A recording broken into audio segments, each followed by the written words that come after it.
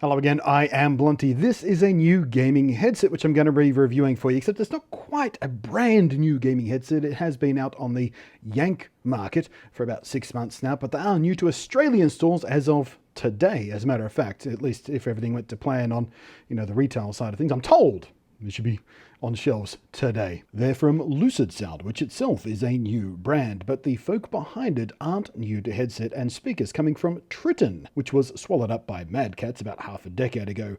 And specifically, this model is the Lucidsound LS30. It is their stereo wireless headset. And you're listening to me on its mic right now, as you will be throughout the entirety of the rest of this review, so you can get a nice long listen to exactly how the mic sounds. Now, rather vitally though, it is very important to note to you that in wireless mode, which you're listening to me in right now, because here is the wire all detached and stuff, the microphone loses a significant amount of audio quality, which is a little bit frustrating, I have to say. So you just need to keep that in mind. If you are doing something that requires, a greater focus, more attention paid, a higher priority to the audio quality of your microphone, go wired mode. If you're just doing general game chat, that kind of thing, go wireless, no problems at all. I mean, it doesn't sound as good, but it is perfectly serviceable for that kind of duty. But I wouldn't want to stream with the mic sounding like this. Wired, much, much better. Still not the greatest mic out there for streaming, but for a headset mic, not too bad. But this doesn't sound really too great to my ears for a video, so let's plug in the wire again, shall we?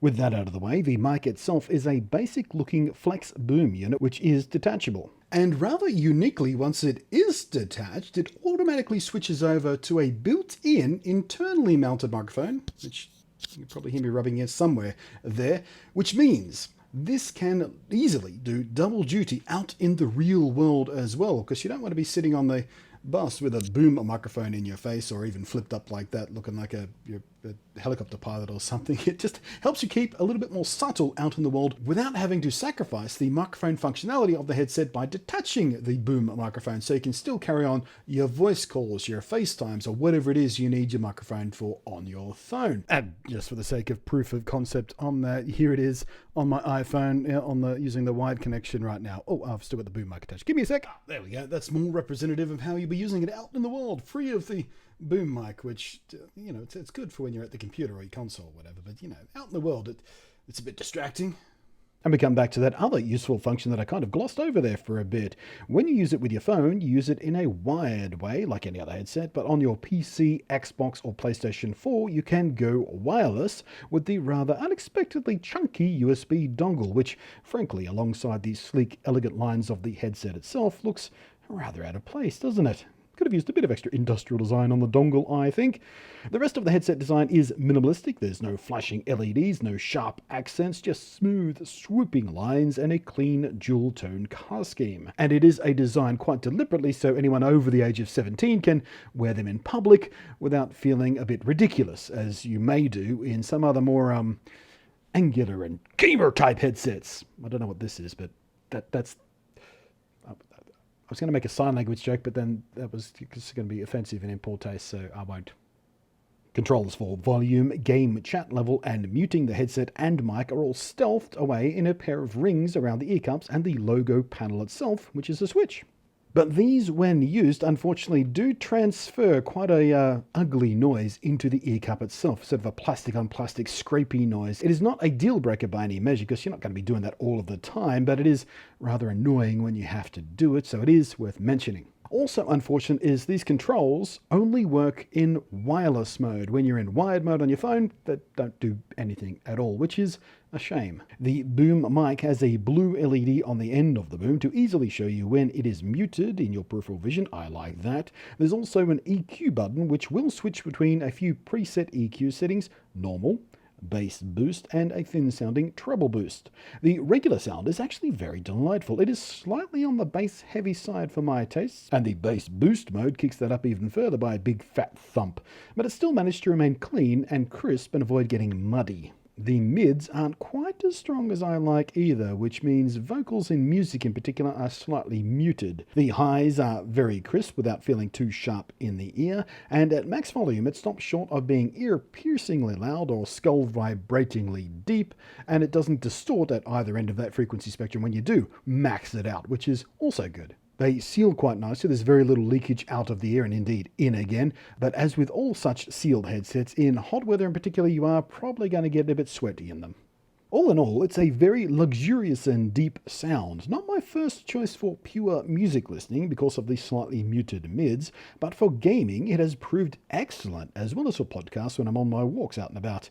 And for a wireless headset, the sound is unusually rich, at least for the audio, as we heard the mic is a little bit retarded in wireless mode. But rather vitally, there is very little noise or background hiss when in wireless mode, when basically idle, when there's no other sound coming in, which for a lot of headsets out there is a problem, which is rather annoying. These, it's not there, but it's very, very subtle. You have to kind of listen for it quite carefully. They are a little tight on my head, but then again, my head is pretty big, but not uncomfortably so. I have worn these for extended periods without any discomfort at all. And of course, as with most wireless headsets, they are a bit heavier than a regular headset will be because they have extra electronics inside there and batteries and all that sort of stuff. But again, not uncomfortably so. And it's definitely noticeable. There was never a point where I'm like, oh, I forgot to take my headphones off. Whoops. You're always kind of conscious you're wearing them because you do feel them, but not uncomfortably so. And rather pleasantly, they tended to stay put even when you're shaking your head around like an idiot. I wrenched my neck a bit then, for serious. I'm not even playing. The battery is rated for up to 15 hours of use, and while in the real world that's kind of hard to test reliably because you're using it for an hour here, a couple of hours there, half an hour here, and you put them down on your desk, I forgot to turn them off and all that kind of stuff. But point is, the battery life is good. I didn't have to charge them up too many times. There was never a point where I'm like, oh no, the battery's flat. It's like, no worries at all there. In the box, you get the headset and dongle, of course, but also a USB charging cable, as you would hope, an Xbox 360 chat cable, an Xbox One chat cable, which does double duty as the mobile cable, and an optical cable, which the dongle has an input for. This is for PS4 use. All in all, they're a damn fine sounding and damn fine looking wireless gaming headset for consoles and PC that can pull double duty as a mobile set without looking silly. The local Aussie price is 249 Aussie dollars, and I'm told, again, as of when this video goes live, they will be hitting store shelves in JB Hi-Fi and a few other places. I'm sure if you Google for it, you'll find it. There is also an LS40 model coming late next month or early November. That date is apparently still floating around a bit, but it is the 7.1 surround sound model for $379 if that's more your bag. And once again, that is Australian dollar value. Don't get confused, my lovely international viewers. But yeah, the LS30, for a headset that delivers wired and wireless mode, works on PC, works on consoles, works on your mobile phone, your tablet, my MacBook, which is what I'm recording on right now. I've got it plugged into the cable on my MacBook Pro. It is a terrific choice for anyone out there who only wants to or can only afford to invest in one good set of headphones that's going to do the duties of all of their gear. It is a really nice solution as far as I'm concerned. But thanks for watching. I am Blunty, and we'll catch you next time. Now I'm going to rub some analgesic gel on my neck.